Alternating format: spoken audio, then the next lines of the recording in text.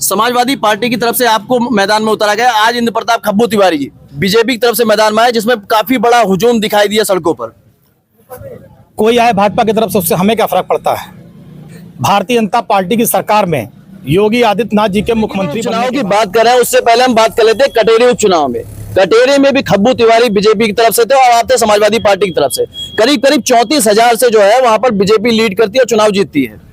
अच्छा, जब आप प्रशासन और पुलिस लगा करके गांव से लोगों को वोट नहीं डालने देंगे, पूरी की पूरी पुलिस फोर्स उन्होंने लगा दी थी गांव से लोगों को। बीजेपी के नेताओं से बात होती है तो उनका ये कहना है कि कुदरती से ज्यादा वोटों से हम जीतने वाले हैं मिल्कीपुर का चुनाव, लगभग लाखों वोटों से। देखिए, ऐसा कुतर्क से कोई जीत नहीं सकता। जब आप बेईमानी पे उतारू हो जाएंगे, किसी को समाजवादी पार्टी के क्या क्या मुद्दे रहेंगे मिल्कीपुर चुनाव में?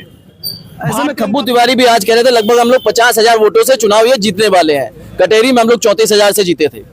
अब दिन में सपना कोई देख रहा है, उसके हम जिम्मेदार थोड़े है ना है। अब वो सपना 2 लाख से जीतने का देखे। बीजेपी नेता का ये भी कहना है कटेरी में हमने बैकवर्ड के बनाम बैकवर्ड उतारा था और यहाँ पर तो 80 सीटें पासी बनाम पासी है। पीडीए जो है समाजवादी पार्टी का वो फेल हो रहा है। ये जो आए हैं भारतीय जनता पार्टी में एक सवाल और ले लेते हैं कि मिल्कीपुर की जो जनता है जो देख रही है उसको आप क्या संदेश देना चाहेंगे? मिल्कीपुर की जनता बहुत समझदार है, इसने हमेशा जुल्म और... नमस्कार दोस्तों, मैं हूं दिग्विजय, आप देख रहे हैं अयोध्या न्यूज स्टोरी। दोस्तों, लगातार आपको हम कवरेज दिखा रहे थे मिल्कीपुर विधानसभा में। ऐसे में समाजवादी पार्टी जिस तरीके से लगातार प्रचार प्रसार तेजी में कर रही है, और बात करें आज के दिन की बात कर ली जाए तो बीजेपी की तरफ से इंद्र प्रताप खब्बू तिवारी और समाजवादी पार्टी की बात की जाए तो पवन पांडे जी हमारे साथ में मौजूद है। दोनों ही तरफ से 2 ब्राह्मण चेहरा इस समय उतार दिया गया प्रचार के लिए। खड़े हो जाइए थोड़ा सा। हाँ, आपका बहुत बहुत स्वागत है चैनल। धन्यवाद। समाजवादी पार्टी की तरफ से आपको मैदान में उतारा गया। आज इंद्र प्रताप खब्बू तिवारी जी बीजेपी की तरफ से मैदान में आए, जिसमें काफी बड़ा हुजूम दिखाई दिया सड़कों पर। कोई आए भाजपा की तरफ से, उससे हमें क्या फर्क पड़ता है।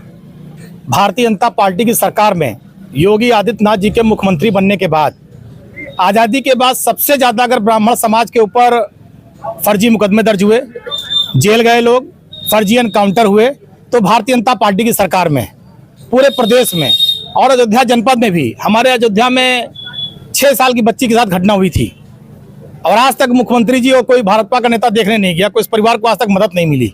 तो कितने मुकदमे दर्ज हुए, कितने लोग परेशान हुए हैं।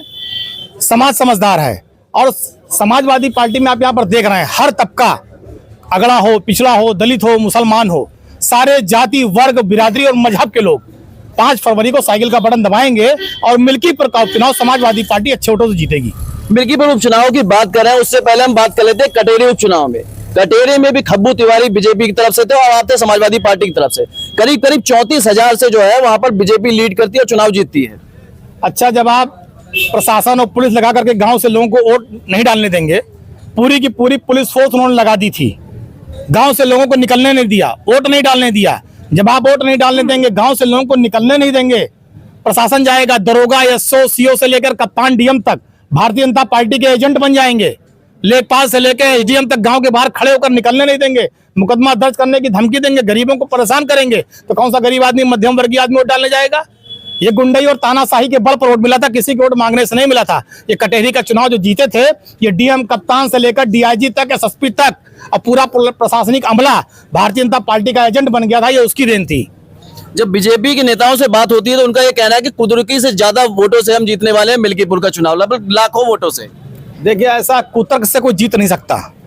जब आप बेईमानी पे उतारू हो जाएंगे, किसी को वोट ही नहीं डालने देंगे, जो आपका अंदर अधिकारी बैठा हो खुद बटन दबाएगा, बाहर से आप किसी को अंदर आने नहीं देंगे, प्रशासन और पुलिस लगा देंगे, जब लोग गांव से निकलेंगे आप लाठी चार्ज कर देंगे। लेकिन मैं बता दूं, ये मिल्कीपुर की धरती है, ये बाबू मिस्टेन यादव जी की धरती है, राजबली यादव जी की धरती है। यहाँ पर हमेशा संघर्ष और लड़ाइयाँ हुई हैं। तो ये जान लीजिए, इतना आसान नहीं है कि इनके दरोगा, एसपी और कप्तान लग के जाएंगे और वोट डाले नहीं जाएंगे। यह मिल्कीपुर की देवतुल जनता वोट डालेगी, साइकिल का बटन दबेगा और समाजवादी पार्टी जीतेगी। समाजवादी पार्टी के क्या क्या मुद्दे रहेंगे मिल्कीपुर चुनाव में? भारतीय जनता पार्टी का भ्रष्टाचार, पूरी लुटेरी सरकार है, थाना तहसील लूट का अड्डा है। भाजपा सरकार में अस्पताल लूट का अड्डा है, तहसील पूरी तरह से लूट का अड्डा है।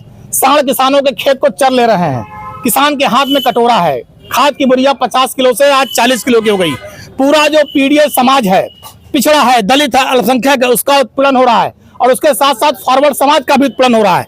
तो इन सारे मुद्दों को लेकर आप बताइए, नौजवान पहले सरकारी नौकरी पाता था परमानेंट, आज भाजपा सरकार में क्या संविदा है? संविदा भी खत्म हो गई, आउटसोर्सिंग है।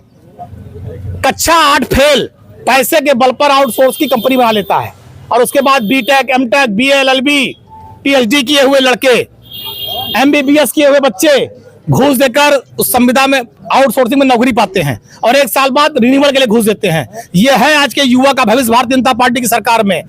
किसान की बोरिया 50 किलो से 40, 45 से 40 हो गई, पहले 50 की थी। तो किसान, नौजवान, महिला, बुजुर्ग, अगड़ा पिछड़ा, दलित, मुसलमान, सारे वर्ग मिलकर साइकिल का बटन दबाएंगे और समाजवादी पार्टी भारी वोटों से चुनाव जीतेगी।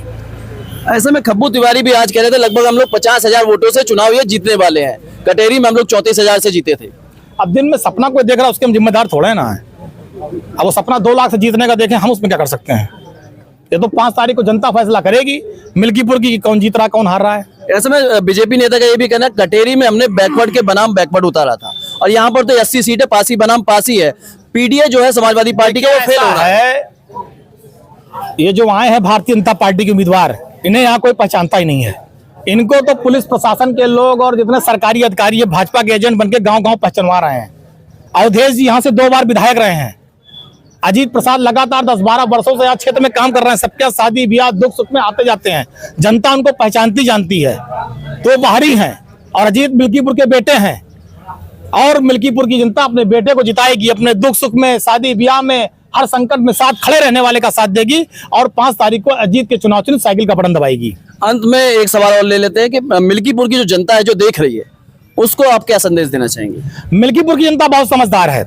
इसने हमेशा जुल्म और अत्याचार के खिलाफ बाबू मिश्र यादव को जिताया। भारतीय जनता पार्टी और बसपा के जुल्म अत्याचार के खिलाफ आदरणीय अवधेश प्रसाद जी को जिताया।